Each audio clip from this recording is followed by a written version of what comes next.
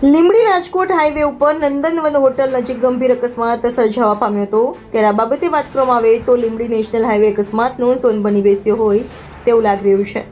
ત્યારે મળતી માહિતી મુજબ આજે વહેલી સવારે 4 વાગ્યાની અરસામાં ટ્રકની પાછળ ટ્રક ઘૂસી જતા અકસ્માત સર્જાયો હતો। ત્યારે લીંબડીમાં ક્રેનને બોલાવી કલાકોની જહેમત બાદ ટ્રક ચાલકને બહાર કાઢવામાં આવ્યો હતો અને તત્કાલ સારા માટે લીંબડી સિવિલ હોસ્પિટલ ખાતે ખસેડવામાં આવ્યા હતા અને આ બાબતે લીંબડી પોલીસને જાણ હતી। લીંબડી પોલીસ પણ ઘટના સ્થળે દોડી આવી હતી અને અકસ્માતનો ગુનો નોંધી વધુ તપાસ હાથ ધરી હતી। ત્યારે બીજી તરફ વાત કરવામાં આવે તો ઇજાગ્રસ્તને વધુ સારવાર અર્થે અન્ય હોસ્પિટલ ખાતે ખસેડવામાં આવ્યા હતા। રિપોર્ટર કલ્પેશ પાડેર, સુરેન્દ્રનગર।